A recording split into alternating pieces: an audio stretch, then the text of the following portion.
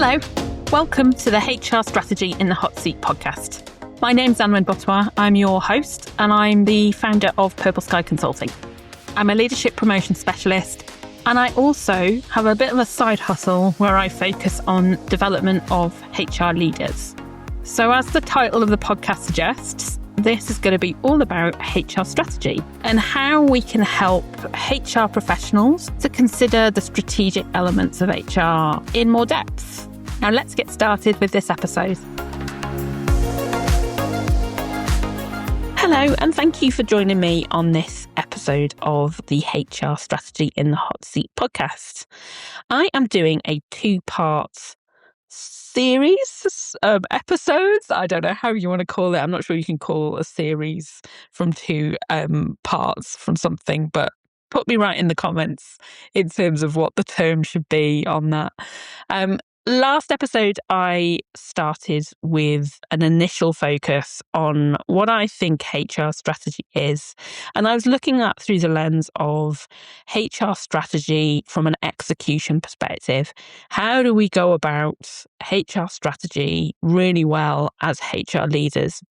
In this second part of this episode, I'm going to be focusing on the behaviours, the ways of working, what it actually means to operate strategically as an HR leader professional.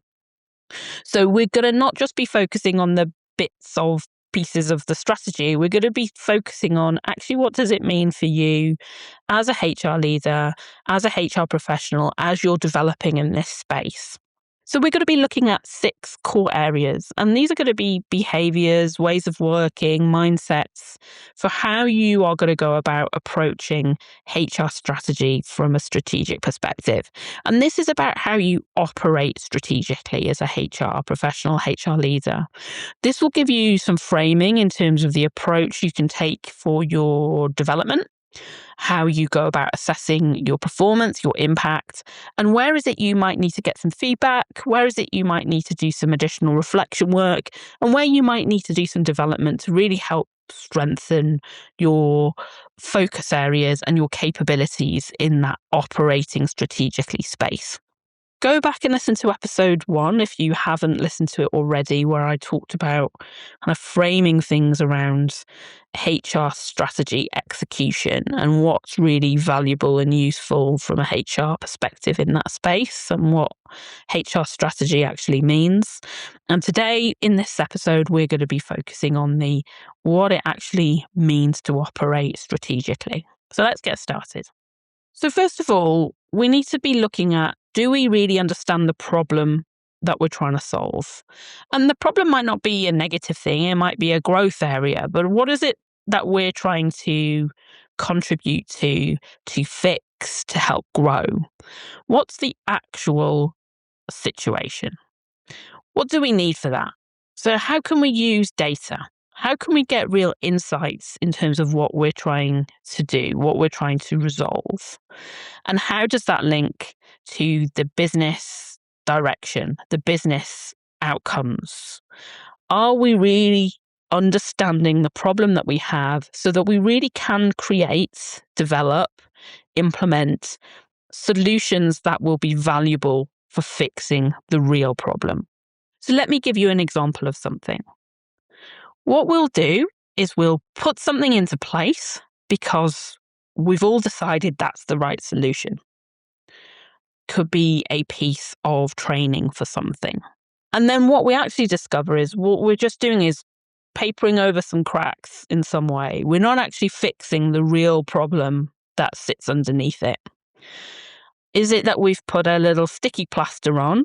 And as long as we're honest about that and open about that, then that might be fine.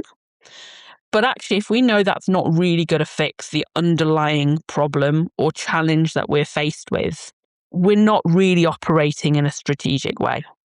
We're dealing with something in the moment, quick fix, but that fix will be short-term lived. So really understanding the problem is important. And that comes through our conversations, it comes through the data that we have available, it comes through the data that might present itself in some ways. And how do we make sure we interrogate all that inputs and information that we have, all the data that we have, so that really we are able to truly understand the true problem and question the lens at which we might be seeing that information through. Next up, know the business. As well as understanding the problem, how might the solutions you're identifying or looking at or considering really help move the dial on the business requirement?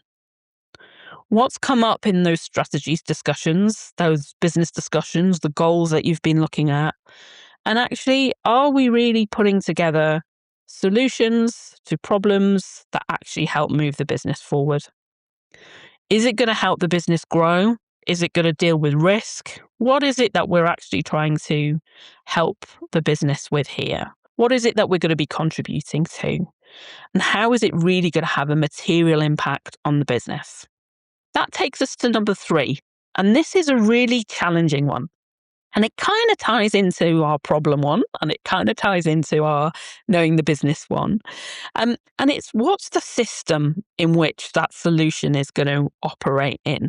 And I use the term solution loosely. It doesn't necessarily mean a training course or a consultant in to look at something.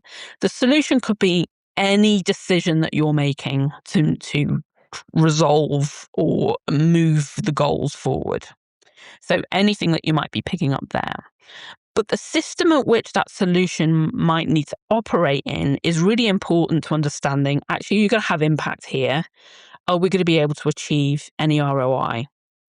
And a great example for that is thinking about the leadership development investment that you might make. In this context, the system might be anything that's going on in the organization, really. We've spent some money here investing our managers to have better conversations. But is that really the problem? And is the system really going to be able to enable those managers that you've trained to embed that in a positive way?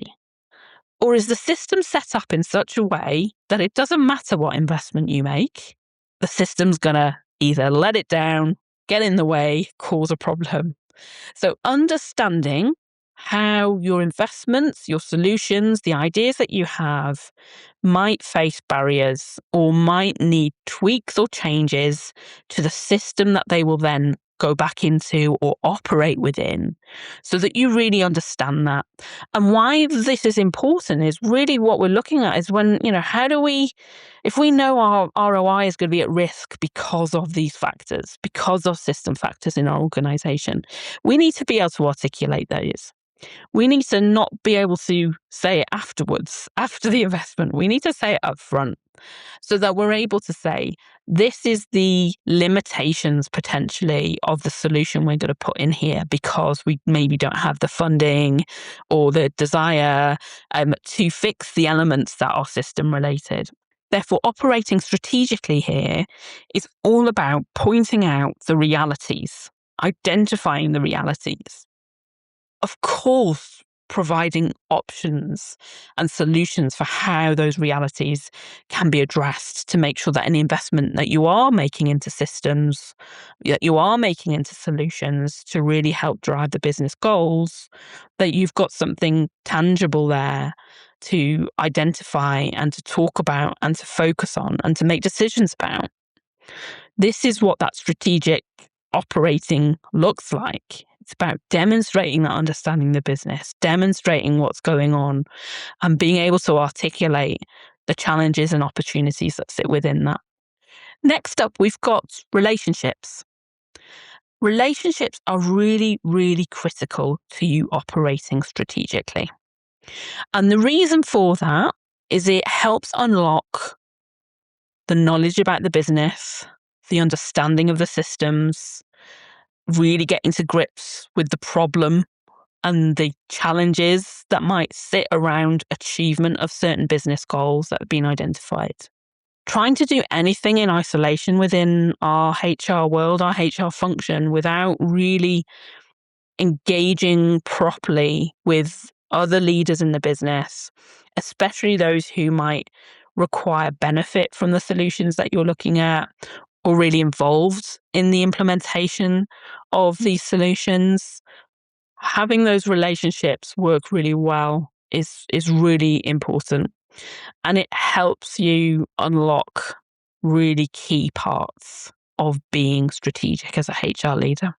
When those relationships are there, it helps us identify those big pieces, the roadblocks, the opportunities, but it also gives us the less tangible stuff. The, oh, have you heard this? Or, oh, I'm aware this is going on. Where the relationships are strong, valuable, two-way, that really helps you as a HR professional to get into a really good place. And it helps you to start preparing the organization for changes, but it also helps to have people within the rest of the business who are there to advocate and support the work that you are putting into place. They're great from a reality check. What's actually going on? How's it going to feel? What are people going to get frustrated about? These leaders within the business, they should know their people. They should know what goes on every day. They should know some of the issues and challenges that they live with and they exist with. And you're not going to have that level of closeness to the day-to-day of people's work in a way that their leaders, their managers, the trade union, other key people within that team that you might have relationships with. And therefore, really nurturing those relationships. That's not just about, getting friendly with people. It's a strategic advantage for you. It's an advantage for you in terms of how you can show up and really deliver in your role strategically. So really valuing those relationships.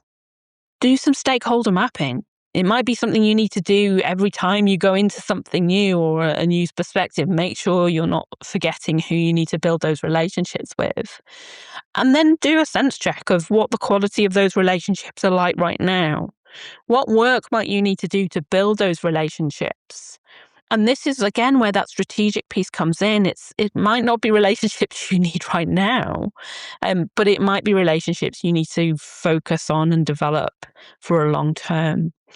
Paying attention to those relationships in the day-to-day gives you the opportunity to draw on them more easily at different times or more difficult times or more challenging times.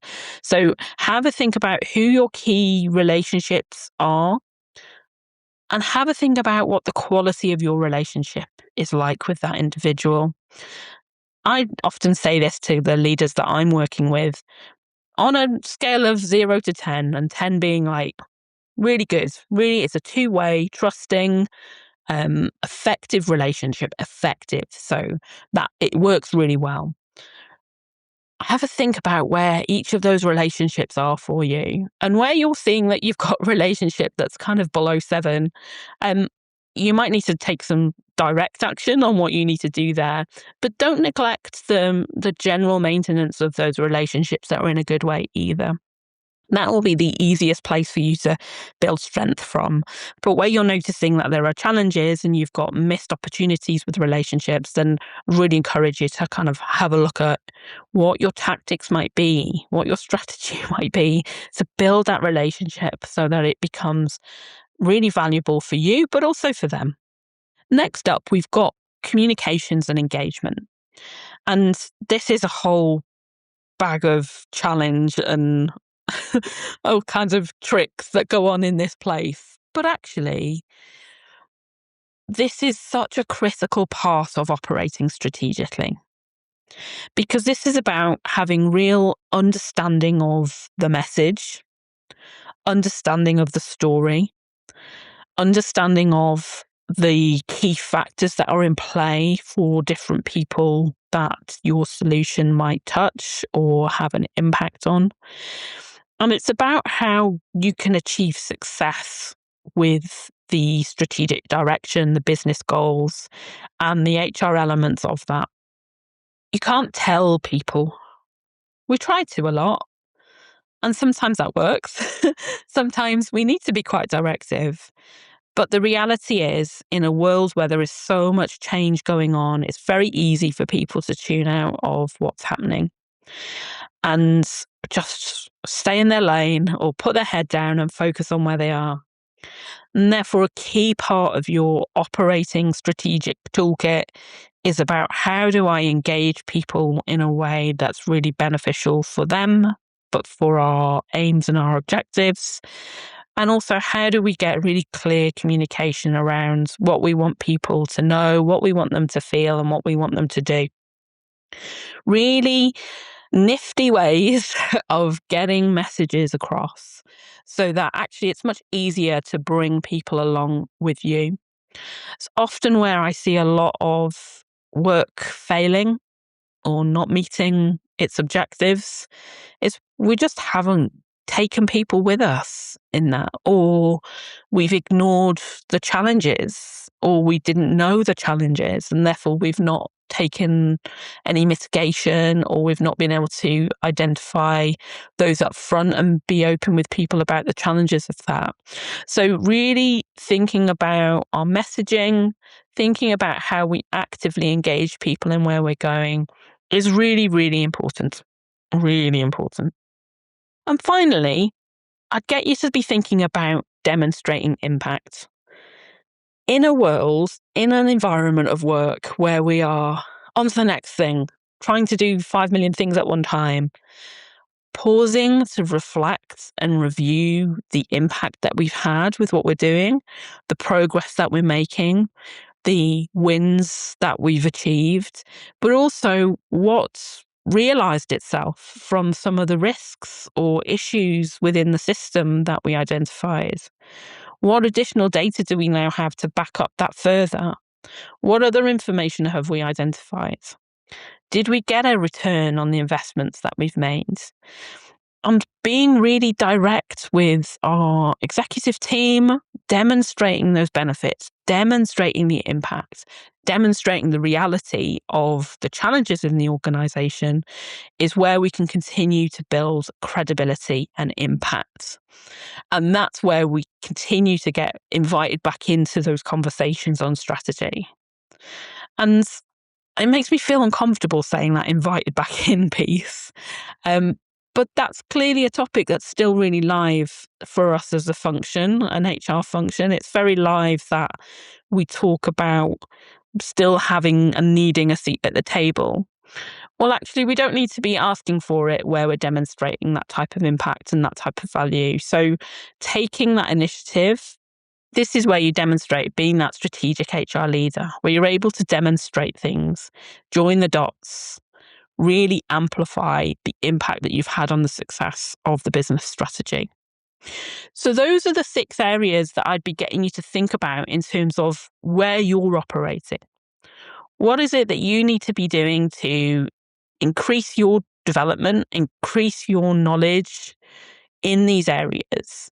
And a lot of this comes from experience, but also about being deliberate, about being focused on operating in this way. I have a tool available that you can have access to, which will help you do your own self-assessment in terms of where you are on a strategic thinking, operating basis. Feel free to get in touch with me via LinkedIn or email anwen@purpleskyconsulting.co.uk. And I'm happy to share that with you, and you can get your own little reports on the output of that. Then that'll give you some pointers in terms of where you might want to have a think about your development. This is really important that you are thinking, especially if you're wanting to develop and become HR director or beyond, if you're there now and maybe struggling with that seat at the table conversation, these are the areas that you should have a look at first. Have a think about how you are showing up in these areas. And if you'd like some support in terms of developing those further, please get in touch. I'd be more than happy to talk to you about the ways that I can help you, or I can signpost you into some other colleagues or other resources. So please do get in touch. I hope you found these 2 episodes really interesting. Part 1, where I was talking about strategy and strategy execution. And I hope this episode's been useful as well in terms of looking at how you can operate strategically. I'm looking forward to you joining me on the next episode, and I'll see you again soon. Thank you for joining this episode of HR Strategy in the Hot Seats. Please leave us a review. Let us know what you think about this episode. What did you think about the topic? If you have any thoughts on topics, themes, questions, guests you'd like me to cover in future episodes, please do let me know. Get in touch with me via LinkedIn or drop me an email at anwen@purpleskyconsulting.co.uk. Hope that you could join us on the next episode and make sure you share this with any of your network too. Thank you.